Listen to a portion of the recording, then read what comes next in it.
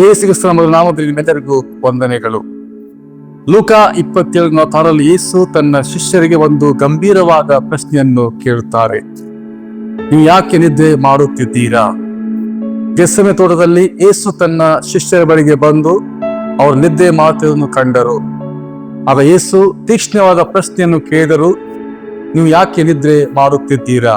ಎದ್ದೇಳಿ, ಪ್ರಾರ್ಥಿಸಿ, ನೀವು ಶೋಧಿ ಒಳಗಾಗದಂತೆ ಇರಲಿ ಎಂಬುದಾಗಿ. ಈ ಸಂದರ್ಭ ನಮಗೆ 3 ಪ್ರಮುಖ ಆತ್ಮೀಯ ಪಾಠಗಳನ್ನು ಅದು ಕಲಿಸುವಂತದ್ದಾಗಿದೆ. ದ ಫಸ್ಟ್ ಒನ್, ಒಂದನೇದಾಗಿ ನಿದ್ರೆ ಪ್ರಾರ್ಥನೆ ನಿರ್ಲಕ್ಷ್ಯವನ್ನು ತೋರಿಸುತ್ತದೆ. ಪ್ರಾರ್ಥನೆಯನ್ನು ಕಡೆಗಣಿಸಿದಾಗ ಆತ್ಮೀಯ ನಿದ್ರೆ ಬರುತ್ತದೆ. ಶಿಷ್ಯರು ಪಾಪಿಗಳಾಗಿಯೂ ಬಂಡಾಯಿಕರಾಗಿ ಇರಲಿಲ್ಲ, ಅವರು ಕೇವಲ ಪ್ರಾರ್ಥನೆ ಇರದಾಗಿದ್ದರು. ಆ ಕ್ಷಣದ ಗಂಭೀರತೆಯನ್ನು ಅವರು ಅರಿತಿರಲಿಲ್ಲ. ಅವರು ಯೇಸುವನ್ನು ಪ್ರೀತಿಸಿದ್ದರು, ಆದರೆ ನಿದ್ರೆ ಅವರನ್ನು ಸಿದ್ಧರಾಗಿ ಮಾಡಿತು. ಅವರು ಪ್ರಾರ್ಥನೆಯ ಬದಲು ತಮ್ಮದೇ ಶಕ್ತಿಯ ಮೇಲೆ ಅವಲಂಬಿಸಿದ್ದರು. ಎಚ್ಚರವಾಗಿ ಇದ್ದರೂ ಅವರು ಕಣ್ಣುಗಳು ಮುಚ್ಚಿಕೊಂಡಿದ್ದವು. ನಮ್ಮ ಜೀವನದಲ್ಲಿ ಪ್ರಾರ್ಥನೆ ಕುಗ್ಗಿದಾಗ ಆತ್ಮೀಯ ನಿದ್ರೆ ಮೌನವಾಗಿ ಆವರಿಸುತ್ತದೆ. ಪ್ರಾರ್ಥನೆ ನಿರ್ಲಕ್ಷ್ಯವಾದಾಗ ವಿಶ್ವಾಸ ದುರ್ಬಲವಾಗುತ್ತದೆ. ದ ಸೆಕೆಂಡ್ ಒನ್, ಎರಡನೇದಾಗಿ ಪ್ರಾರ್ಥನೆ ನಿರ್ಲಕ್ಷ್ಯ ಆತ್ಮೀಯ ವಿಪತ್ತಿಗೆ ಕಡೆಗೆ ಕರೆದೊಯ್ಯುತ್ತದೆ. ಸ್ವಲ್ಪ ಸಮಯದ ನಂತರ ಶಿಷ್ಯರು ಓಡಿ ಹೋದರೂ ಆಗುತ್ತೆ ಮತ್ತು ಸುಲಭವಾಗಿ ಶೋಧನೆಗೆ ನಾವು ಬೀಳುತ್ತೇವೆ.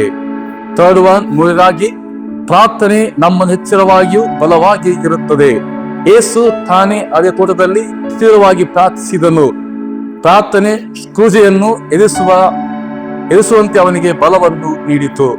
ಪ್ರಾರ್ಥನೆ ಶೋಧನೆಗಳನ್ನು ತೆಗೆದುಹಾಕುವುದಿಲ್ಲ, ಆದರೆ ವಿಶ್ವಾಸ ಮತ್ತು ವಿಧೇಯತೆಯೊಂದಿಗೆ ನಮ್ಮನ್ನು ಸಹಿಸುವಂತೆ ನಮ್ಮನ್ನು ಸಿದ್ಧಪಡಿಸುತ್ತದೆ.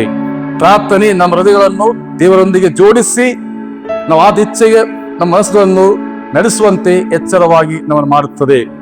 ಇಂದು ಸಹ ಯೇಸು ತನ್ನ ಸಭೆಗೆ ಕೇಳುತ್ತಾನೆ, ಯಾಕೆ ನಿದ್ದೆ ಮಾಡ್ತೀವಿ? Why are sleeping? ಆತ್ಮೀಯ ನಿದ್ರೆಯಿಂದ ಎದ್ದೇಳಿ ಸತ್ಯವಾದ ಪ್ರಾರ್ಥನೆಗೆ ಮರಳಿ ಎಚ್ಚರವಾಗಿರೋಣ. ಯಾಕಂದ್ರೆ ನಿದ್ರಿಸುವ ವಿಶ್ವಾಸಿ ದುರ್ಬಲ ವಿಶ್ವಾಸಿ, ಪ್ರಾರ್ಥಿಸುವಾಸಿ ನಿಜವಾದ ವಿಶ್ವಾಸಿ ಎಂಬುದಾಗಿ ಬೈಬಲ್ ಇರ್ತದೆ. ದೇವರ ಆಶೀರ್ವಾದ ಮಾಡಿ, ದೇವಕ್ಕೆ ಆಶೀರ್ವಾದ ಮಾಡಿ. ಆಮೆನ್.